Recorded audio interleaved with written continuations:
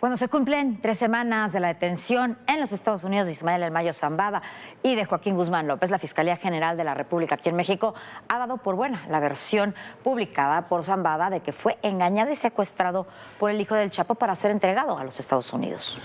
La Fiscalía General de la República no ha divulgado mayores detalles, sí ha divulgado información, pero no ha dado los detalles, pero ha confirmado que procesará a Joaquín Guzmán López por traición a la patria, por el secuestro y por haber entregado a un ciudadano mexicano a un gobierno extranjero. Dice que tiene además localizado el domicilio donde se dio ese secuestro y el lugar, tiene también identificado el lugar desde donde partió el vuelo que terminó en el aeropuerto de Nuevo México, ahí junto a la base de Fort Bragg, donde fueron entregados, donde fueron detenidos El Mayo y Joaquín. La Fiscalía General de la República rechazó la versión de la Fiscalía de Sinaloa sobre el asesinato de Héctor Melesio Cuen el 25 de julio en Culiacán. Señala que, de acuerdo con su investigación, no hay elementos que prueben que lo atacaron esa noche en una gasolinera para robar de su camioneta, tal y como lo sostuvo la Fiscalía Estatal el 12 de agosto al mostrar un video del supuesto ataque en el que 2 sujetos abren fuego contra los ocupantes del vehículo.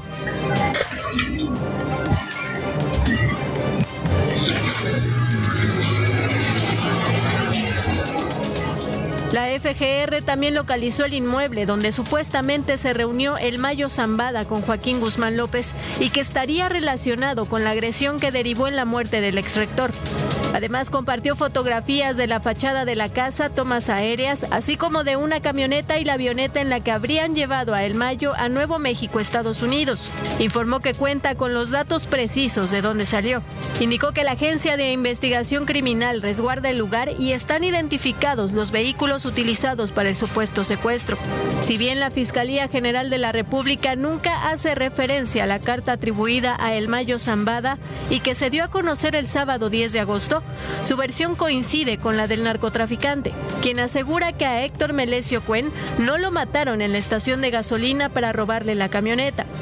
En la misma carta, El Mayo asegura que en el domicilio a donde lo llevaron el 25 de julio para una reunión con el gobernador Rubén Rocha Moya, Héctor Melesio Cuen e Iván Guzmán Salazar mataron al exrector de la Universidad de Sinaloa. Desde entonces, Ismael Zambada desmintió la versión de la Fiscalía Estatal sobre la muerte de Melesio Cuen. En el comunicado, la Fiscalía General de la República señaló que está lista la orden de aprehensión contra Joaquín Guzmán López por secuestro y privación ilegal de la libertad de una persona en territorio nacional para entregarla a las autoridades de otro país. Para ADN 40, Fuerza Informativa Azteca. Bueno, no tenemos, porque no se han entregado todos los elementos para saber si esto realmente fue así o si es una versión que se está acomodando entre lo que dice un narcotraficante o el abogado de un narcotraficante, de alguna forma lo que dio a entender que en Salazar, y lo que dice ahora la Fiscalía General de la República. ¿Es una versión verosímil? Sí, es una versión verosímil, pero hay muchas preguntas que siguen sin respuesta. Primero, ¿por qué iría El Mayo Zambada a esa reunión? ¿Lo convocó Cuen, que era, según se ha dicho, su amigo? Lo traicionaron a Cuen y lo traicionaron a él. Es verosímil una reunión de ese tipo, pero es verosímil una reunión del gobernador, el ex rector y diputado electo, como era Cuen, uno de los Chapitos y El Mayo, para resolver, como se dice, un conflicto en la Universidad de Sinaloa. ¿Sería para buscar un acuerdo de los Chapitos, la gente del Mayo, de Aureliano Guzmán, que es el otro, el tercero en discordia, el hermano del Chapo, que están enfrentados entre sí? Son preguntas. Si todo eso es verosímil, también son verosímil muchas otras cosas que hay que ir analizando. Si todo esto fuera cierto, tendríamos que preguntarnos por qué El Mayo llegó a la reunión sin protección. El Mayo siempre iba con una red de protección de por lo menos 20 personas. Eso nos lo han dicho fuentes oficiales de cuando intentaron detenerlo. Mínimo llevaba siempre a 20 personas que lo acompañaban y formaban su círculo de seguridad. ¿Recuerda usted el enfrentamiento que hubo en Jesús María para detener detener a Ovidio. Hubo 29 muertos en términos oficiales, en términos reales probablemente fueron muchos más. Si nos atenemos a lo que dice la carta y a lo que da fe la Fiscalía General de la República en este comunicado que dio esta noche, el Mayo iba apenas con 2 personas. Una de ellas, un comandante de la Policía Judicial que hacía 10 años que trabajaba con él. Si esto es así, el tema es mucho más grave. Si esto es así y al Héctor Melesio Cue no lo mataron en un asalto, como dijo la Fiscalía, o no lo mataron en este video que vimos, hechizo, de que fue ajusticiado en una gasolinera, la versión, si todo eso es falso, como dice la Fiscalía General de la República, lo que hay que preguntarse es hasta dónde llega el grado, no solamente de penetración, sino de complicidad en la Fiscalía del Estado y por ende del gobierno estatal.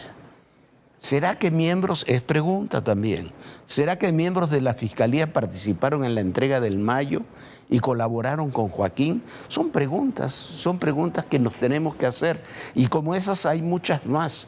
Pero el caso sigue en la oscuridad. Qué bueno que la Fiscalía dice que ya tiene localizada la casa, qué bueno que dice que tiene localizado el lugar donde partió el avión, pero todavía tenemos que saber realmente qué sucedió aquel 25 de julio, hace 3 semanas, y cómo fue que el Mayo y el Chapito terminaron ahí en Nuevo México, Viviana. Bueno, pareciera una historia de película, ¿no, Jorge?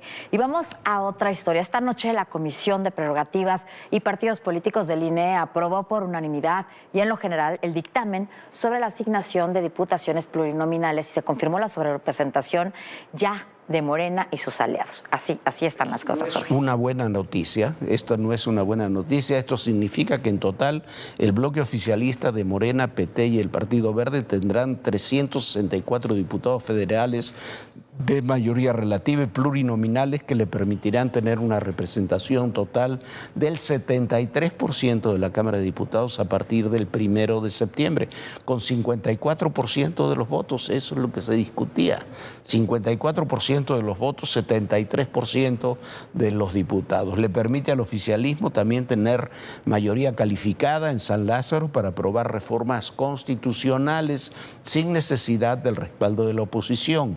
El dictamen será votado este viernes por el Consejo General. El Instituto Nacional Electoral ya tiene listo el reparto de espacios plurinominales en el Congreso. En el documento que fue discutido este miércoles en la Comisión de Prerrogativas y Partidos Políticos del órgano electoral, se confirmó el criterio aplicado en los últimos 15 años. La distribución de curules y escaños será por partido y no por coalición.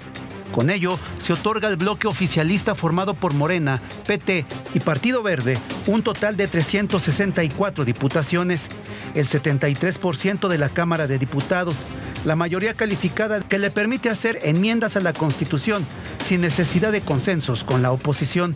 Esta distribución suma el 18% de sobrerepresentación por arriba del 8% que marca la Constitución por partido. La coalición Fuerza y Corazón por México, el PAN tendría 72, PRI 35 y el PRD una mayoría relativa. Movimiento Ciudadano sumaría 27 curules y habría una para una candidatura independiente. En el Senado, el oficialismo se perfila a obtener un total de 83 senadores. Con ello, se queda a solo 3 votos de obtener los 2/3 que le permitan aprobar reformas constitucionales. Por parte de la oposición, el PAN sumaría 22 senadurías, el PRI 16 y el PRD 2, mientras que MC tendría 5. El PRD no tendría derecho a diputados ni senadores de representación proporcional debido a que se proyecta que no alcanzó el 3%. Hasta el momento han sido desestimadas las solicitudes de la oposición, organizaciones de la sociedad civil, el sector empresarial, así como exconsejeros y exmagistrados electorales. El próximo viernes 23 de agosto, el Consejo General celebrará la votación.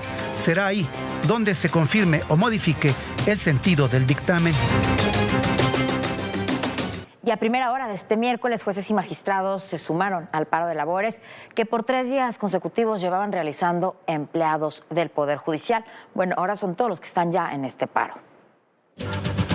Por tercer día consecutivo, trabajadores del Poder Judicial de la Federación realizan un paro de labores en rechazo a la reforma judicial.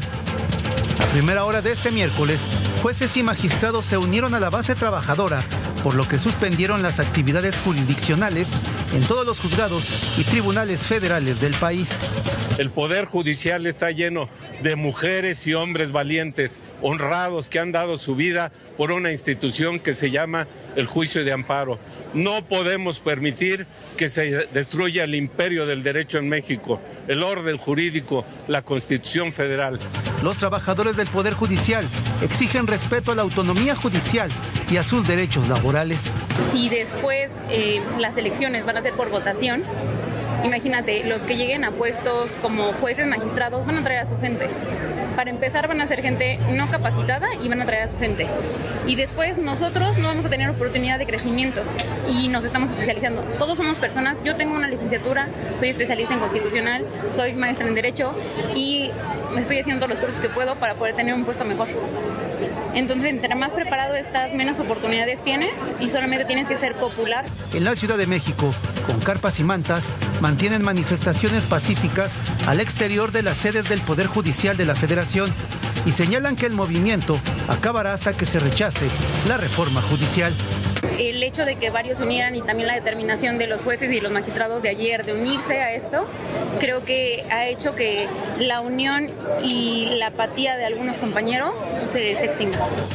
Mismo panorama se vive en otras entidades del país, como Puebla, Jalisco, Nayarit, Nuevo León, Veracruz y otras entidades.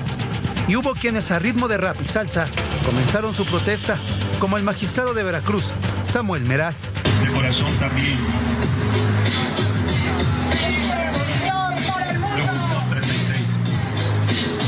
De corazón para el mundo, para México, queremos que se escuche nuestra voz. Vamos a luchar, vamos a levantarnos. Perdóname, no pensé. Para ADN 40, con información de Iván Aldama, Fuerza Informativa Azteca. Pues es que realmente lo que decía esta chica en el reportaje tiene toda la razón. Es una mujer que ha hecho una licenciatura, que tiene una maestría, que es especialista en Derecho Constitucional. Bueno, ¿cómo se van a elegir ahora a los jueces, a los magistrados, incluso a los ministros? ¿Por popularidad o porque sean personas que estén especializadas en lo que tienen que hacer? Es un tema muy serio. Imagínese usted que usted o cualquiera de sus allegados, de sus seres queridos, sea incluso acusado y enviado a la cárcel. ¿Quién lo va a defender? ¿Un juez popular o un juez que tiene la capacidad para poderlo hacer? Así están las cosas. A ver qué sucede. Todo parece indicar, como le mostrábamos ahora, con la sobrerepresentación que hay en la Cámara de Diputados, a solo 3 senadores de tener mayoría absoluta en la Cámara de Senadores. Es muy probable que esta reforma judicial se apruebe y, bueno, sin lugar a dudas, usted y sus derechos jurídicos están en riesgo hoy en día en nuestro país. Y hoy en Ciudad Victoria fue atacado a balazos el magistrado presidente del Tribunal Electoral del Estado de Tamaulipas, Edgar Danés Rojas. También asesinaron al exalcalde de Padilla, Eduardo Laro Álvarez García.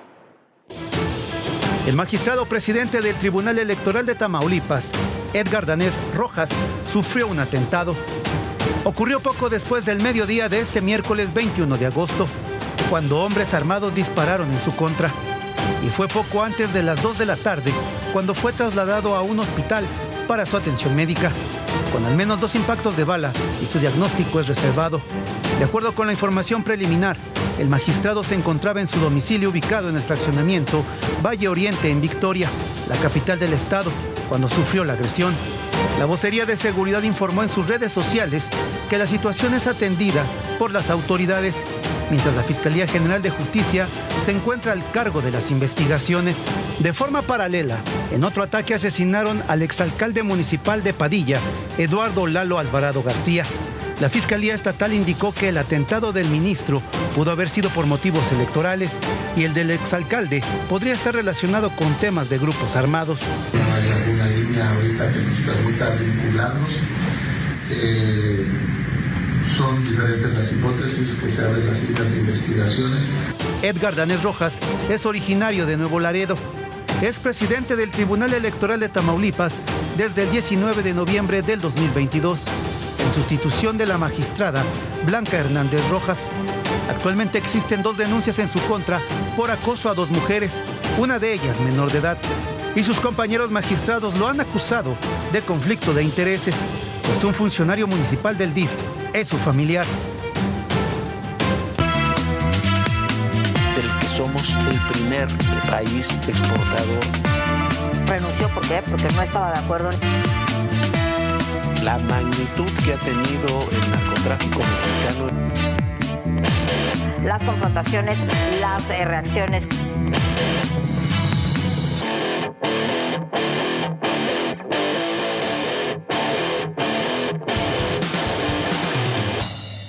Bueno, y se generalizan los narcobloqueos en Chiapas para intentar impedir el avance de las fuerzas militares y de seguridad en varios territorios chiapanecos. Los grupos criminales en esas zonas, que están relacionados principalmente con los chapitos, están movilizando a la población para que bloquee caminos y carreteras. La situación en Chiapas y en la frontera sur es cada vez más delicada y faltan muchos meses todavía para que se dé el cambio de gobierno. La familia lo agarra.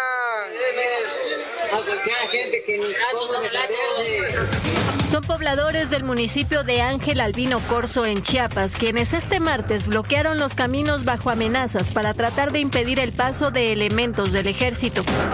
El crimen organizado secuestra a hombres, mujeres y niños y los usa como carne de cañón para instalar retenes en carreteras y senderos comunales.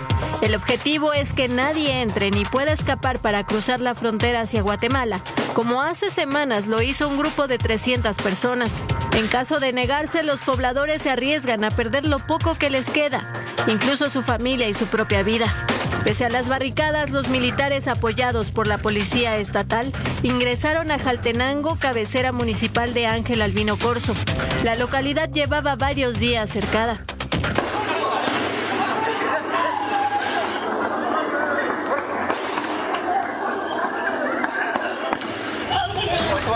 Ese municipio es controlado por el cártel de Sinaloa, que mantiene una disputa en toda la región contra el denominado cártel de Chiapas y Guatemala. Mientras tanto, en el municipio de Chicomucelo, cientos de habitantes abandonaron sus hogares. Huyen de las balaceras, bloqueos y ataques con drones que se incrementaron en los últimos días en rancherías, ejidos y calles céntricas. Una base que mantienen tropas del 101 Batallón de Infantería en la cabecera municipal fue blanco de un ataque con explosivos lanzados por drones y disparos desde vehículos con blindaje artesanal. Chicomucelo se localiza a unos 25 kilómetros de la frontera con Guatemala. Si bien la violencia no cesa desde semanas atrás, el lunes se incrementaron las agresiones en la región serrana. Güey, hay desmadre aquí en el centro social, güey. Los criminales cerraron todas las carreteras y caminos a Chicomucelo mientras las balaceras se extendieron a varias localidades. Pese a las publicaciones en redes sociales que muestran a víctimas de los enfrentamientos, las autoridades no han dado un reporte oficial de los hechos y muertos.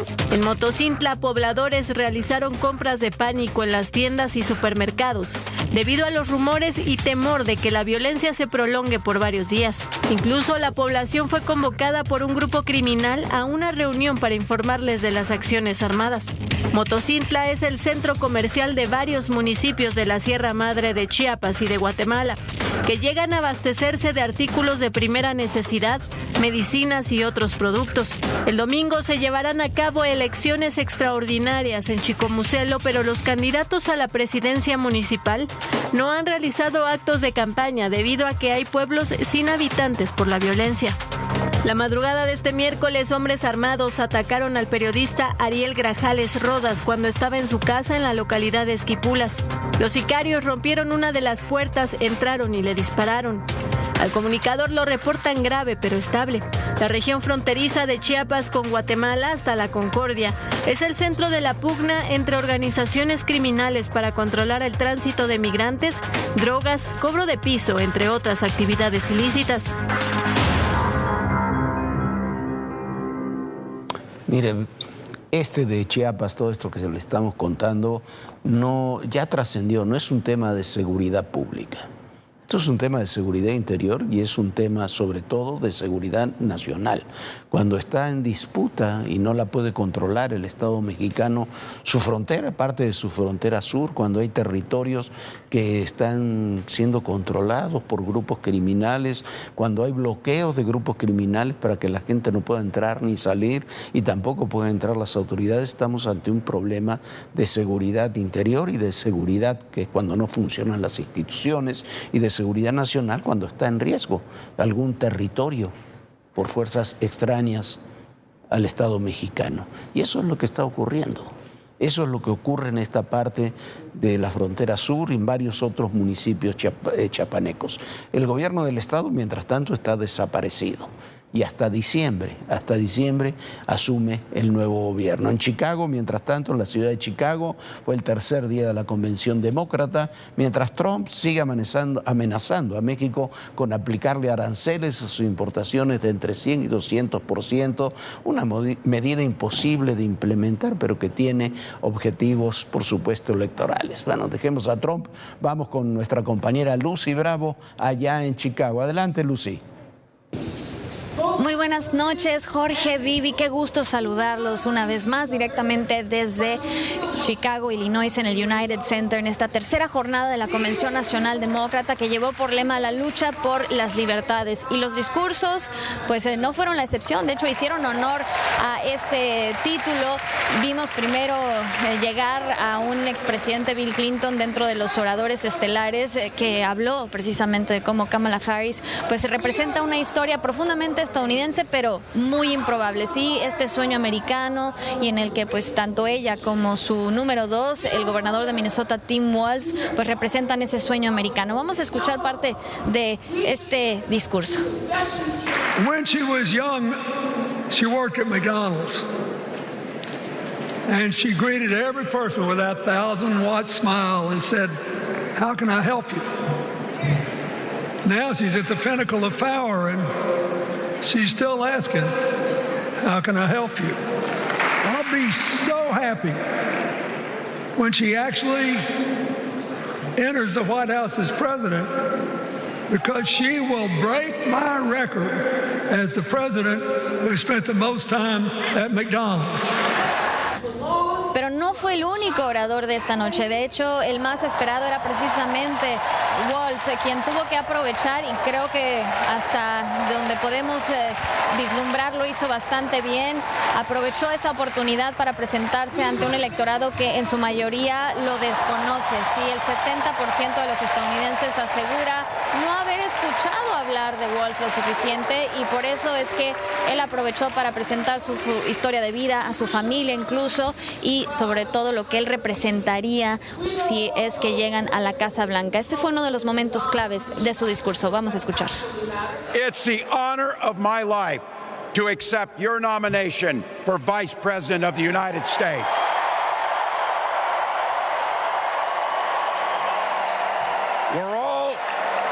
We're all here tonight for one beautiful, simple reason. We love this country. In Minnesota, we respect our neighbors and the personal choices they make. And even if we wouldn't make those same choices for ourselves, we've got a golden rule. Mind your own damn business. Bueno, ya escuchábamos al número 2 de Kamala Harris en este intento de hablarle a un electorado que quizás no lo conocía lo suficiente, y no olvidar que el día de mañana, por supuesto, culmina esta Convención Nacional Demócrata con el discurso más importante, no solo de este encuentro, sino de la carrera de Kamala Harris, cuando acepte la nominación formalmente del Partido Demócrata de cara a la búsqueda por la presidencia, y sobre todo lo que muchos están a la espera de conocer, que se defina en cuanto a políticas. Yo, por lo pronto, regreso con ustedes al estudio. Buenas noches. Muchísimas gracias, Lucy, muchísimas gracias. Y bueno, así están las cosas ahí en Chicago. Mañana ya Kamala Harris será oficialmente, ya lo es, ya tiene el voto, pero se dará su discurso de aceptación como candidata en una campaña que parecía muerta después del debate que tuvieron Trump y Biden, pero que con la declinación de Biden y la candidatura de Kamala Harris ha resucitado el entusiasmo y ha resucitado incluso en las encuestas, porque la mayoría de las encuestas está ya arriba, aunque esté casi empatadas, pero por un pequeño margen está arriba en los estados claves ya Kamala Harris. Así están las cosas. Así están las cosas. Bueno, y como decíamos ayer aquí en este espacio, sin lugar a dudas, la elección en los Estados Unidos y lo que suceda en los Estados Unidos va a repercutir ampliamente en la situación aquí en México. Y bueno, sin lugar a dudas, gane quien gane en los Estados Unidos, va a ser una situación complicada para el gobierno de México. Nosotros ya nos vamos. Muchísimas gracias por habernos acompañado. Lo esperamos aquí mañana en punto de las 11 de la noche. Sueñe bonito. Bonita noche, Jorge. Muy buenas noches, Viviana. Muy buenas noches a todos ustedes. Y recuerden, el poder y en la política, todo, pero absolutamente todo, es personal. Gracias.